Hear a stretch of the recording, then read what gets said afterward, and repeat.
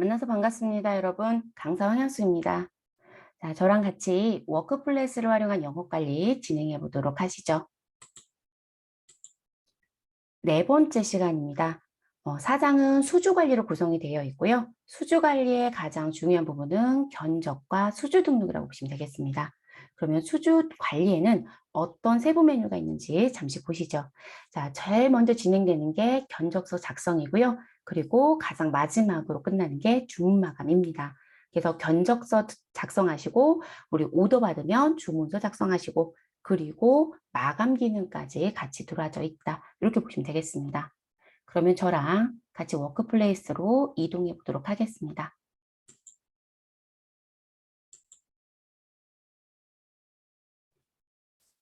수주관리 선택해 보시면 워크플레이스 안에 수주관리 선택하시면 자, 견적서 작성부터 쭉 들어오는 거 보이시죠? 자, 견적서 작성을 클릭하시면 우리 거래처에서 견적서 좀 보내주세요 라고 요청이 오죠, 여러분. 견적서를 작성하는 취지는 두 가지입니다. 내가 직접 견적서를 작성해서 보내는. 근데 그건 사실 견적서라는 표현보다는 그들의 문을 두드리는 목적으로 내기도 해요. 그런 용도의 의미로도 쓰는 게 있고요. 그리고 거래처가 저희한테 요청을 하죠. 그래서 기존에 당신하고 거래를 했는데 내가 100개를 주문했을 땐 1,000원 주고 샀다. 근데 이번에 10,000개를 주문하면 얼마에 해줄 수 있느냐?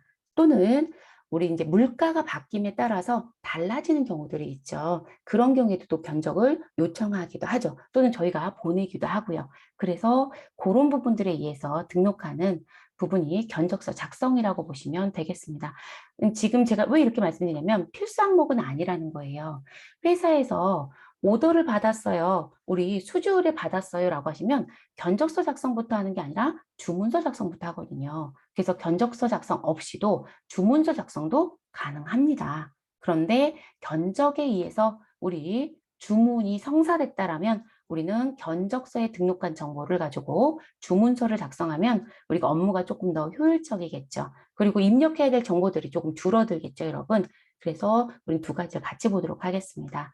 그럼 견적서 작성에 가셔서요. 해당되는 사업장, 그리고 견적 일자, 그리고 견적을 담당했던 사원을 입력을 하시고요. 그리고 검색 기능을 누르셔서 등록을 하시면 됩니다. 자, 우리가 견적서를 넣어야 되면 견적서 작성이라는 버튼을 누르시면 되고요. 그러면 견적서 등록하는 창으로 들어가게 됩니다. 자, 사업장은 네이버 상사로 갈 거고요. 저희는 뭐 교재에 나와져 있는 부분, 견적서 등록에 되어 있는 부분 하나 같이 등록을 해보도록 할게요. 그럼 네이버 상사 선택해 주시면 되고요. 거래처는 어느 부분에 갈 거냐면 서울입니다. 주식회사 서울 선택해 주시면 되시고요. 그리고 견적 담당자는 경정암사원으로 그대로 가겠습니다. 자, 경정의 이름은 무엇으로 갈 거냐라고 얘기합니다. 우리는 이 부분에 대해서는 신규 제품이라고 쓸게요. 신규 제품 거래 이렇게 넣겠습니다. 자, 견적 일자는 5월 23일 그대로 가겠습니다. 그래서 5월 23일 그대로 갈 거고요.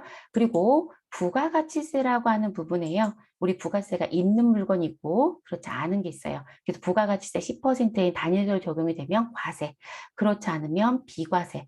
뭐 그리고 우리 부가가치세가 0%로 바뀌는 것도 있어요. 비과세와 영세율은 달라요. 영세율은 부가가치세가 원래 10%가 나오는 과세품인데도 불구하고 법에 의해서 0%가 적용되는 부분이 있습니다. 그러면 영세율이라고 얘기를 합니다. 저희는 과세로 갈 거고요. 그리고 영업그룹은 국내 사업부 자동으로 들어오겠죠. 왜냐하면 견적 담당자가 경정암 사원입니다. 자, 그럼 이대로 들어오면 되고요. 그리고 통화 코드 선택해 주셔야 되겠죠. 저희는 원화로 가겠습니다. 그래서 원화 KRW 선택하시면 요 자리는 1.0으로 들어올 거고요. 그리고 지급 조건에 대한 거 부연 설명할 거 있으시면 우리는 월 마감 현금 결제 이렇게 넣을게요. 자, 이렇게 넣어주시면 되고요. 그리고 이제 요 관련된 견적에 파일을 첨부할 게 있으시면 여기 파일 첨부 버튼 눌러서 우리 같이 정리하실 수도 있습니다. 자, 그리고 진행 상태는 저희 처음 등록하는 거로 할 거라서 신규라고 넣어주시면 되겠고요. 그리고 견적의 내용은 지금 여기 신규라는 거 제가 왜 말씀드리냐면 견적을 한번 보내고요. 다시 수정하는 경우들도 있어요. 그래서 말씀을 드렸고, 그리고 견적의 내용은 지금 등록하는 이 견적과 관련된 부분들이 있으시다라면 그 관련된 부분의 세부사항, 그러니까 위에 입력한 정보에서 다 입력을 못했다. 그러면 이 부분에 입력 정보를 넣어주시면 되겠죠. 그래서 부연 설명이 있으시면 넣어주시면 되겠습니다. 됐을까요, 여러분? 네, 그래서 그런 거 넣어주시면 되겠고요. 자, 그리고 여기 추가 버튼 누르시면 하단에 품목 선택할 수 있게끔 들어오게 됩니다. 자, 저희는 해당되는 부분은요, 무엇으로? 딥크림이라는 거로 가보도록 하겠습니다. 딥크림이고요. 그리고 견적의 수량은 현재 몇 개의 의뢰가 들어왔냐면 우리 1000개의 의뢰가 들어왔다. 그러면 1000개 넣어주시면 되겠죠. 자, 그리고 이제 요거 1000개 입력하시고, 단가가 자동으로 들어오는데요 라고 하신다면 이 단가는 무슨 부분 때문에 우리 영업기준 정보에 가시면 품목 단가 설정해 놓고 사용하는 거 등록한 정보가 있었습니다. 네, 그 부분에 단가가 들어오는 것이다 라고 봐주시면 되겠습니다.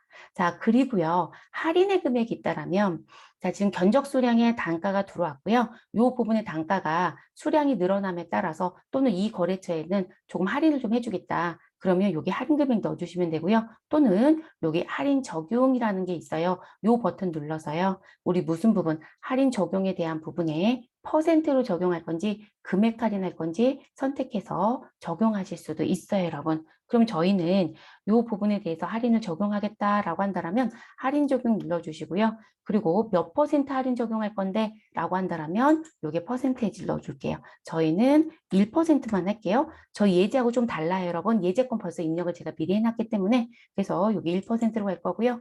그리고 여러분 여기 할인 적용하다 보면 우리가 뭐 10이나 100이나 이렇게 단위 미만이 등장이 돼요. 그러면 그거 어떻게 할 거냐. 끝수 처리에 대한 거죠. 그래서 1단위 절사할 건지 10단위 절사할 건지 100단위 절사할 건지 선택 부분 저희는 무슨 부분 10원 단위로 절사를 하도록 하겠습니다. 그래서 이렇게 넣어주시고요. 끝수 처리 부분은 올림할 건지 반올림할 건지 아니면 내림할 건지 요거 선택해 달라고 되어 있네요. 저희 이 부분은 반올림 선택을 해보도록 할게요. 그래서 확인. 그러면 지금 이 부분에 대한 게 할인 금액에 들어올 때요. 그게 적용이 되는 거예요. 됐을까요, 여러분? 적용이 안 되는데요 라고 하신다면 제가 체크박스를 빠뜨렸을 수도 있죠. 그래서 지금 관련된 부분 적용해 주시고 이 부분에 들어오게끔 해주시면 되겠습니다. 그래서 할인 부분이 있으시다라면 그렇게 할인을 적용해 주시면 됩니다. 됐을까요? 네, 그래서 적용해 주시고요. 그리고 그 적용 부분들이 있으시면 네, 적용돼서 금액이 빠졌는지 확인 꼭 해주시고요. 지금 저희는 나와져 있는 금액이 1%였기 때문에 지금 판매가가 3,850만 원이에요. 여기 1%면 38만 5천 원 맞죠, 여러분? 그래서 공급가가 감소했죠. 그래서 공급가 줄어들었고요. 그리고 납품일자 며칠인지 우리 납품일자 며칠로 가시면 될까요? 임의적으로 넣겠습니다, 여러분. 우리 지금 현재 견적 5월 23일이고요. 5월 말일로 갈게요. 납품일자 가셔서 5월 31일 선택해 주시면 되겠고요. 그리고 납품의 일수. 자, 우리는 창고까지 가는데 하루 이상이 걸린다, 이틀 이상이 걸린다. 한국은 땅이 좀 좁죠, 여러분. 그래서 크게 의미가 없겠지만 땅이 좀 넓거나 하는 데들은 이 리드 타임이라고 해서 조금 오래 걸리는 분들이 있어요. 그러면 이 납품 일수도 반드시 고민해 보셔야 돼요. 왜냐면 납품일이 하루이면 5월 30일 날 출발해서 5월 30일 도착할 수 있지만 여기 납품 일수가 열흘이란 부분이 걸린다면 우리는 또 생각을 해보셔야 되니까. 자, 납품일 장소는 우리 어디까지인지. 자, 지금 거래처가 주식회사 서울이고요. 그 서울에 지금 하남 창고가 있나 봐요. 그래서 서울 하남 창고까지 가져다 준답니다. 그래서 납품 장소 써주시면 되고요. 인도 조건은 우리 거래처까지 내가 갖다 줄 건지 아니면 우리 회사 창고에서 그냥 가져가는지. 그래서 거래처 창고까지 무엇하겠다. 우리는 배송을 하겠다. 이런 정보들 또 넣어주시면 되겠습니다. 자, 입력이 모두 다 끝나셨으면 저장 버튼 눌러주시고 확인 눌러주시면 되겠습니다. 그래서 이렇게 정리. 그러니까 견적서 등록하는 게 어렵지 않아요, 여러분. 자, 그리고 견적서 등록하시고요. 저장 버튼 누르고 나면 옆에 결제 상신이라는 게 생겨요, 여러분. 자, 이 결제 상신이라는 건 무슨 의미시냐면 우리 지금 현재 결제 부분을 등록을 할 때요. 뭘 설정하고 왔었냐면 우리 여기 설정이란 부분에서요. 우리 결제 설정 부분에 견적 시 결제 승인을 받겠다고 했어요. 그래서 승인받은 것만 거래처 나가게끔 하겠다라고 했거든요. 그럼 이 부분을 예스로 선택을 해 놓으셨기 때문에 여러분들이 견적서 작성했던 부분이 있었다라고 하시게 되면 지금 제가 또 화면 움직여서 그 글씨가 안 보여지지만 5월 3일 견적번호 선택하시면 세부사항으로 들어가겠죠, 여러분? 자, 세부사항에 들어오셔서 하단에 상징 보이죠? 이 버튼 누르시고요. 반드시 무엇 해주셔야 된다? 우리 결제를 득해야 됩니다.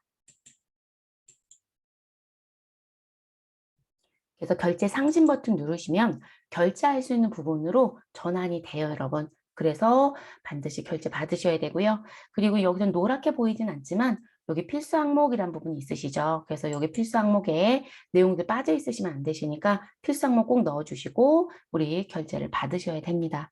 자, 이 부분은 저희는 기존에 했었던 부분이 있어서 생략을 할게요, 여러분. 그래서 결제 상신 눌러서 결제를 진행하셔라. 근데 이거 안 하는 경우는 설정에서 결제 부분을 승인을 득하지 않겠다라고 하시면 이거 안 하시는 부분이 돼요. 이걸 꼭 해야 될 이유는 아니지만 회사의 내용들 조금 확인하셔서 진행하는지 안 하는지 꼭 확인해 주세요. 그래서 제목 넣어주시고 여기 상신 버튼 눌러서 이 결제권을 갖고 있는 사람한테 결제를 득하시면 됩니다. 본인이 권을 갖고 있는 경우들도 있어요, 여러분. 그래서 본인이 할 수도 있고요. 다른 사람한테 무엇 할 수도 있다? 위임할 수도 있습니다. 그러면 이 자리에서 위임을 진행하시면 되겠습니다. 자, 이렇게 해서 견적 등록하시고 결제를 득하는 부분까지 이제 말씀을 드렸고요.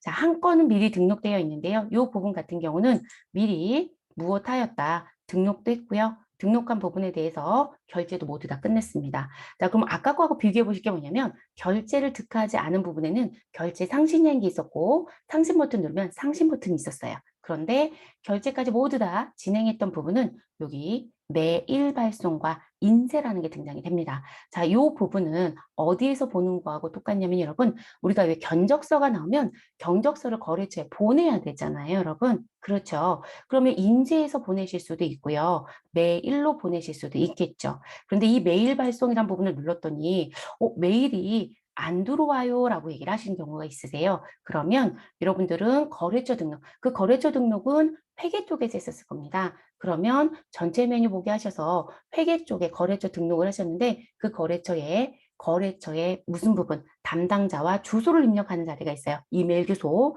그 부분이 빠져 있으면 이 부분이 등장되지 않아요, 여러분. 그래서 메일 제목 꼭 넣어주셔야 되고요. 그래서 저는 견적서라고 그냥 넣어볼게요, 여러분. 5월 견적서 이렇게 넣고요. 해당되는 담당자, 그 담당자가 많을 수도 있어요. 여러 거래처가 하면 반드시 해당되는 담당자 선택해 주시고요. 해당되는 메일의 내용을 또 넣을 게 있다면 우리 신규 견적 이렇게 넣어볼게요. 그리고 나서 메일 발송이라는 버튼을 눌러주시면 등록된 메일로 메일이 전송이 된다. 이렇게 알아두시면 되겠습니다. 그래서 이 메시지를 눌렀을 때 오류 메시지가 뜨거나 또는 검색이 안 된다면 거래처 등록에 거래처 담당자와 메일 주소가 빠지면 보이지 않는다는 거 되셨을까요? 이렇게 진행이 됩니다. 자, 견적 등록했으니까 견적서 현황도 필요하시겠죠? 그래서 견적서 현황에 가시면 우리 상단 부분에 검색창에 입력한 부분에 맞춰서 견적의 정보가 들어오게 됩니다. 그래서 지금 현재 5월 23일, 5월 1일 견적 등록했던 정보 들어와져 있으시고요. 그리고 얼마의 금액들까지 견적이 들어갔는지까지 보여집니다. 그리고 이제 이 부분을 맨 끝까지 보내시면 진행 상태라는 글씨가 들어요, 여러분. 자, 저장이라고 하는 건 견적서를 등록해서 저장까지만 한 거예요. 제가 결제 진행한 적 없어요, 여러분. 그렇죠? 그러니까 저장까지만 했다는 메시지가 들어오는 거고요. 그런데 지금 견적을 등록을 하고 그리고 우리는 주문서를 받아서 주문서까지 작성을 했고 그리고 판매까지 했다. 그러면 여기 글씨가 또 바뀌어요, 여러분. 그래서 우리가 견적을 하고 그 견적에 의해서 우리 주문서를 작성했다. 그러면 이제 그 부분에 내용들이 지금 글씨들이 다 바뀐다는 거죠. 근데 저희는 결제까지 다 받았기 때문에 주문 가능으로 글씨가 들어져 있죠, 여러분. 여기 출고가 이루어지면 또 여기 글씨가 바뀌어요. 그래서 항상 맨 끝에 가면 진행에 대한 상태 글씨가 있는데 그 부분은 프로세스가 어디까지 진행됐는지에 대한 내용을 보여주는 부분이다. 이렇게 알아두시면 좋을 것 같습니다. 계속적으로 업그레이드가 되는 거로 보여집니다, 여러분. 기존에 없었던 것 같아요 라고 했던 부분이 생긴 건 프로그램에 업데이트가 된 거예요, 여러분. 그래서 상황들도 보실 수 있는 기능들이 있으시고요. 이건 추후에 가서 또 보여지는 데서 말씀드릴게요. 자, 그리고 견적서를 등록하고요. 저희가 주문을 받아서 오더가 성사가 된 거죠. 주문서를 작성했다라고 하면 견적 대비 주문 현황이라고 하는 메뉴에 가셔서 무엇 하실 수 있다. 그거를 비교해서 보실 수 있으시다. 그럼 저희는 현재 견적일자는 5월 1일부터 5월 30일을 그대로 놓고요. 견적서 등록했던 부분 가지고 주문에 대한 내용까지 볼게요, 여러분. 그럼 지금 보시면 조금 전에 제가 임의로 하나 등록했던 부분이 있었어요. 그 5월 23일 날 한 건 더 등록했던 부분에 대해서는 견적에 대한 수량은 저장해 놓은 게 있지만 주문에 대한 수량은 넣은 적이 없어요. 그렇기 때문에 견적 잔량 그대로 보여지죠, 여러분. 그리고 어느 부분, 견적 수량이란 부분, 지금 콜라겐과 관련된 물품 들어와져 있는 거 보이시고요. 거기에 주문 수량 들어온 거 보이시죠? 그래서 실제 견적서가 나가고 오더가 성사가 됐네요. 그래서 주문 수량 있고 견적 잔량은 현재 없다라고 나와지네요. 일부만 오더가 성사가 되기도 해요, 여러분. 그러면 위에 있었던 1000개에서 1000개만 보이는 게 아니라 일부 잔량만 보이기도 합니다. 그래서 이렇게 진행 상태는 여전히 동일하고요. 자, 그러면 주문서 작성이란 부분으로 가보도록 하겠습니다. 자, 주문서 작성에 가시면 기존에 미리 등록했던 부분이 있어요. 요거는 오더를 받은 거에 대해서 등록한 부분이다. 이렇게 보시면 되세요. 특별한 부분이 게 아니라 우리 오더장에 대한 부분. 그런데 여기서 알아두실 건 두 가지입니다. 사전에도 말씀을 드렸지만 견적 등록했던 정보를 가지고 오더가 성사가 될 수도 있지만 우리 견적서 없이도 주문을 받을 수 있잖아요. 그거 두 가지만 구분해서 등록해 주시면 돼요. 그러면 주문서 작성이라는 버튼을 누르시게 되면 우리는 수주 받은 부분을 등록할 수 있는 창이 들어오겠죠, 여러분? 그러면 거래처 선택해 주시고요.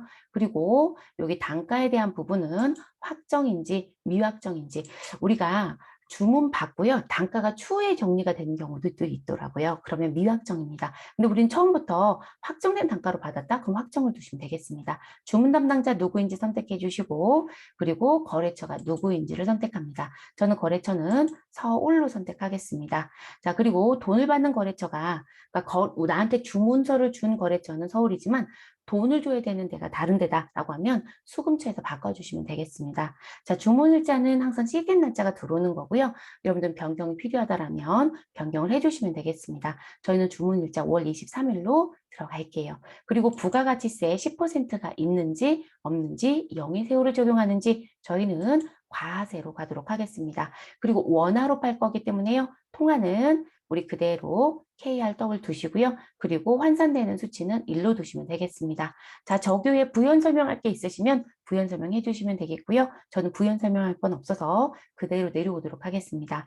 자, 추가라는 버튼을 눌러서 저는 딥크림이라는 걸 선택을 할 거고요. 그리고 주문의 수량은 500개이다라고 넣어보도록 하겠습니다. 여러분, 저 지금 직접 넣고 있는 거예요. 자, 납품의 일자는 며칠이냐라고 물어보겠죠. 아니면 또는 받으신 수주서가 있으니까 그거에 맞춰서 가시면 되겠죠. 그래서 납품의 일자는 2022년 우리 5월 25일이다라고 넣도록 하겠습니다. 그래서 납품일자 25일 입력해 주시면 되겠고요. 자, 이렇게 입력이 끝나셨으면 저는 옆으로 스크롤 좀 밀어볼게요. 자, 할인 금액 적용 부분이 있느냐? 그러면 이건 견적 등록할 때하고 똑같습니다, 여러분. 여기 할인 적용이란 버튼 눌러서 할인을 일괄적으로 적용하실 수도 있으시고요. 직접 입력하실 수도 있으시고요. 그래서 할인이 있었다라면 넣어주시면 되겠습니다. 저희는 이거 할인 안 합니다. 그래서 지금 38,500원 그대로 판매가 적용하고 그 판매가 그대로 할인 없이 공급가로 가겠다라고 하면 이렇게 등록해 주시면 되겠습니다. 그리고 등록이 모두 다 끝났다면 저장 버튼 눌러주시고요. 확인 눌러주시면 됩니다. 그럼 지금 제가 입력하는 방식은 무슨 방식이었냐면 직접 입력했던 거예요. 수주를 받아서 직접 입력했던 거. 그런데 자, 저희는 견적을 받은 게 있었습니다. 견적을 미리 주식회사 서울에 발송한 게 있었습니다. 그게 오더로 연결이 됐다. 그러면 견적서 참조라는 버튼이 있어요. 이 버튼을 눌러서 무엇 하시면 된다. 등록하시면 됩니다. 그러면 지금 견적과 관련된 기간 넣어주시고요. 담당자 넣어주시고 거래처도 선택하실 수 있으시니까 거래처도 선택해 주시고 그리고 검색이라는 걸 누르시면 우리 며칠 날짜 5월 1일 날짜에 견적서 내보낸 거 있는 거 보이시죠, 여러분? 그리고 지금 현재 결제를 모두 다 받았기 때문에 요거 그대로 견적세 적용해서 무엇 하시면 된다? 우리 정리하시면 됩니다.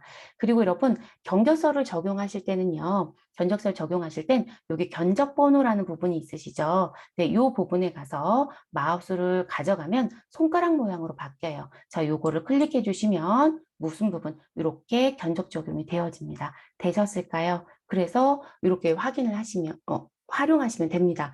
그리고 견적 등록했던 부분에 대해서 우리가 실질적으로 기존에 냈던 견적이 오더로 계속 연결이 되는 경우가 있어요. 그러니까 단타성으로 끝날 수도 있지만 동일 견적권에 대해서 무엇되는 경우 수주가 계속 들어오는 거예요. 네, 수량이 계속 바뀐다는 거거든요. 그렇다고 해서 견적서를 다시 내주는 게 아니라 뭐 우리 그 수주권에 견적서 냈던 건에 대해서 수주가 계속 들어오면 그거 계속 적용해서 쓰실 수도 있어요. 그래서 그렇게 쓰셔도 되고 그건 업무에 따라 좀 틀린 거라서 뭐가 맞다 이렇게 말씀드리기는 조금 어렵습니다. 그래서 지금 제가 두 가지를 다 보여드린 건 견적서 참조해서 등록하는 거, 하나는 무엇하는 거, 하나는 직접 입력하는 거. 그래서 회사가 어떤 방식을 쓰고 있는지 확인하시면 되겠습니다. 그리고 견적서를 참조해서 적용을 했는데 우리 콜라겐 토너와 세럼은 우리 이번 건에서는 해당 사항이 없다. 그럼 이렇게 두 건 선택하시고요. 삭제 버튼 눌러주시면 또 삭제가 되어집니다. 그래서 이렇게 활용하시면 되겠습니다. 그리고 견적서 적용해서 들어갔던 부분에 여러분 할인 적용에 있던 부분이 있었다면 이렇게 따라 들어오는 거고요. 우리 이 부분이 해당이 안 된다라면 사실상 수정하는 건 문제가 되진 않습니다. 그리고 할인 금액이 바뀌었으면 다시 할인 적용하실 수 있으시고요. 그래서 얼마든지 수정은 무엇하다 가능하다 이렇게 알아두시면 되겠습니다. 저희는 누구만 디크림만 남겨놓고요. 저는 저장을 하도록 하겠습니다. 그래서 이렇게 정리가 되어집니다. 그럼요. 우리 주문서 작성했어요, 여러분. 그럼 이 주문서 작성했던 부분에 대해서요. 우리 결제를 받아야 된다. 그러면 승인이라는 버튼을 눌러서요. 우리 결제를 득해 주시면 되고요. 득해 주시면 되시고 그리고 본인이 승인의 권한을 다 가지고 있으면 곧바로 승인하셔서 정리가 끝나집니다. 그래서 지금 현재 5월 달에 무엇한 거 주문서 작성한 건 총 몇 건이 있다. 지금 제 거 화면으로 말씀드리는 거예요. 총 4건이 있고요. 그 4건 중에 지금 여기 앞에 보시면 회색빛으로 보여지는 게 있고 흰색으로 보여지는 게 있거든요. 그걸 스크롤을 쭉 끝까지 한번 밀어보시면 무슨 부분? 자, 지금 현재 조금 전에 넣었던 딥크림에 대해서는 저장까지만 한 거예요. 무슨 부분? 주문서 저장까지만. 그러면 저는 아직 판매 관리에 가서 판매 등록과 매출 내역 회계 전송과 전송된 내역에 대한 정리까지는 아직 안 끝낸 거예요. 그러니까 출고는 아직 안 됐다는 거거든요. 그런데 나머지 부분에 대해서 내용을 봤더니 오, 출고가 끝났대요. 출고가 가능하대요. 그러니까 승인까지 받고 그리고 이 판매 등록이 일부가 되어 있거나 또는 모두 다 출고가 끝났거나 그러면 여기 진행 상태 글씨가 이렇게 또 바뀌는 거예요. 그래서 프로세스가 진행됨에 따라서 진행의 상태 글씨는 지속적으로 무엇된다? 바뀔 수 있다. 변경될 수 있다. 이렇게 보시면 되겠습니다. 그래서 저희는 5월 2일, 우리 5월 3일, 5월 20일에 주문받았던 부분에 대해서는 현재 출고가 모두 다 끝났고요. 5월 23일 두 건에 대해서는 한 건은 출고가 가능하고 한 건은 주문서까지 무엇하였다? 저장이 되어 있다. 이렇게 들어와져 있습니다. 되셨을까요? 그래서 여기 체크박스 부분도 그런 의미예요. 그리고 이 체크박스의 부분의 의미가 또 뭐가 있냐면 지금 현재 흰색인 건 여러분 체크를 하면 요거 등록했던 요 부분에 대해서 삭제가 가능해요. 주문서 등록했던 부분 자체를 삭제할 수가 있어요. 그런데 지금 회색으로 되어 있는 건 여러분 이렇게 마우스로 클릭 지금 제가 하고 있거든요. 네, 이건 선택이 안 돼요. 자, 이후 프로세스가 진행이 된 건 당연히 지금 삭제가 안 돼야 되는 게 맞는 거죠. 그래서 저희가 수업을 진행할 때 순서대로 가는 거예요. 재고 관리를 먼저 하는 건 입고된 재고 자산이 있어야 우리가 물건을 팔 수 있잖아요. 그래서 재고 관리 먼저 했던 거고요. 그리고 수주 등록 정보를 가지고 판매 관리를 하는 거예요. 그렇기 때문에 판매 관리 이후 프로세스에 해당되는 부분이 진행이 되면 수주 관리 쪽에서는 삭제할 수 없어요. 만약에 삭제라든지 수정이 필요하다면 진행됐던 이후 프로세스를 무엇 하셔야 될까요? 수정하실 수 있는 기능으로 다 바꿔 놓으셔야 되겠죠. 네. 그래서 실질적으로 요 회색의 의미는 그런 의미가 됩니다. 자, 주문서 현황 보겠습니다. 주문서 작성하셨으니까 당연히 주문서 현황에 가면 그 내용이 들어오겠죠, 여러분. 자, 지금 내용 보시면 한 건은 견적에 의해서 등록을 했고 하나는 직접 등록했던 정보였어요, 여러분. 그러다 보니 지금 여기 견적 번호가 있는 것도 있고 견적 번호가 없는 것도 있죠. 그래서 이 부분의 차이점은 무엇이다? 직접 등록했느냐? 그렇지 아니하냐의 차이다. 이렇게 알아두시면 되겠습니다. 그래서 주문서 현황에 가시면 주문된 내용을 보실 수 있다. 그리고 판매가 있고 미판매가 있죠, 여러분. 됐을까요? 그래서 이렇게 나온 부분이고요. 아, 그리고 제가 아까 주문서 작성할 때 한 가지 더 말씀 안 드린 것 같아요. 자, 이 부분은 삭제가 가능했던 부분은 뭐냐면 지금 여러분 지금 여기 주문 번호를 선택해서 들어가서 볼게요. 자, 지금 500개 주문 등록 있고 납품일도 5월 25일인데요. 뭐 진행 안 했어요. 저장은 하였지만 저장 버튼을 눌렀고요. 근데 이건 저장 버튼이 진해져 있지만 사실 저장이 아까 됐거든요. 그래서 저장은 하였지만 무슨 부분 승인 진행을 안 한 거예요. 그래서 요 회색 박스가 아니라 흰색 박스였던 거예요. 그래서 지금 승인까지 다 진행이 되면 이후 프로세스 진행이 되거나 하는 부분은 넘어가는 거거든요. 근데 그거 얘기를 제가 또 빠뜨린 것 같아요. 이후 프로세스만 중점적으로 말씀을 드려서. 그래서 여기 미승인 상태이기 때문에 이후 프로세스를 못 넘어가고 있다. 자, 그거까지 말씀드려야 돼서 다시 들어왔고요. 자, 주문 진행 현황이라는 메뉴에 가보도록 할게요. 자, 주문 진행 현황에 가셔서 주문 1회 기간을 넣어주시고요. 주문 담당자 넣어주시고 해당되는 정보를 보시면 되는데요. 자, 주문 일지에 맞춰서 지금 어떤 품목들이 주문이 들어왔고 판매가 이루어졌는지 판매가 이루어지지 않았는지까지 모두 다 볼 수가 있습니다. 그럼 지금 보시면 한 건 5월 23일 두 건이 있는데요. 한 건에 대해서는 출고가 가능하다. 승인을 듣겠죠. 결제 다 받았기 때문에. 근데 한 건은 저장만 했어요. 승인이 이루어지지 않았기 때문에 자, 이 부분에 대해서는 저장으로 글씨가 들어왔던 거고요. 그리고 두 건 모두 다 현재 판매는 한 적이 없기 때문에 판매가 안 됐다는 건 판매 등록 안 했다는 의미예요. 안 했기 때문에 무슨 부분 이 자리는 비어져 있습니다. 그리고 판매가 이루어지지 않았는데 매출 처리를 할 수는 없죠, 여러분. 판매가 이루어져야 매출 내역 회계 전송이 이루어지는 거기 때문에요. 그래서 이 내용은 공란인 겁니다.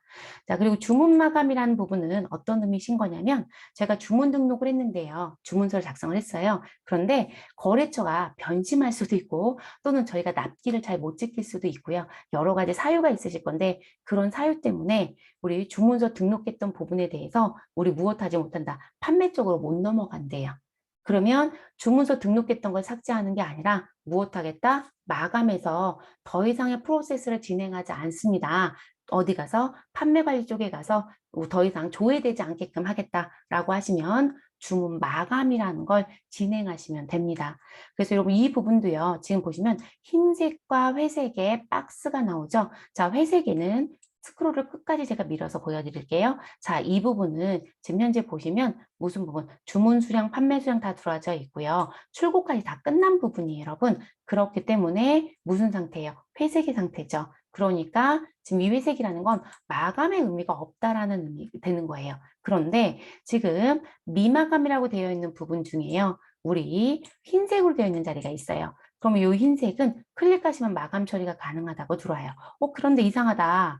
지금 현재 판매가 안 된 게 두 건인데 하나는 마감 처리가 되고 하나는 회색이어서 왜 마감 처리 자체가 안 되느냐? 라고 물어보신다면 여러분 한 건은 승인을 득해서 출고가 가능했던 부분이었어요. 그러니까 판매 처리가 가능했던 부분 하나는 저장만 했고 승인을 진행하지 않았잖아요. 그렇기 때문에 여기 체크가 안 돼요. 그러니까 여기서 체크할 수 있는 건 뭘까요? 주문서 작성을 하고 무엇까지 끝난 거, 승인까지 끝난 거. 그런데 우리 판매 관리에 넘어간다, 안 넘어간다? 안 넘어간다. 이후 프로세스 진행하지 않는다. 라고 하는 것이 있다라면 이렇게 체크하시고 마감 처리하시면 되고요. 그럼 마감 처리했어요. 그러면 이 마감 처리가 된 부분에 대해서는 더 이상 진행 안 하겠다는 얘기거든요. 그런데 이 마감 처리했던 부분에 대해서 우리 거래처가 우리 그거 진행하기로 결정했으니까 해주세요라고 얘기할 수도 있잖아요. 그러면 다시 주문 마감 메뉴에 들어와서 데이터 체크해 주시고요. 마감 취소 버튼 눌러 주시게 되면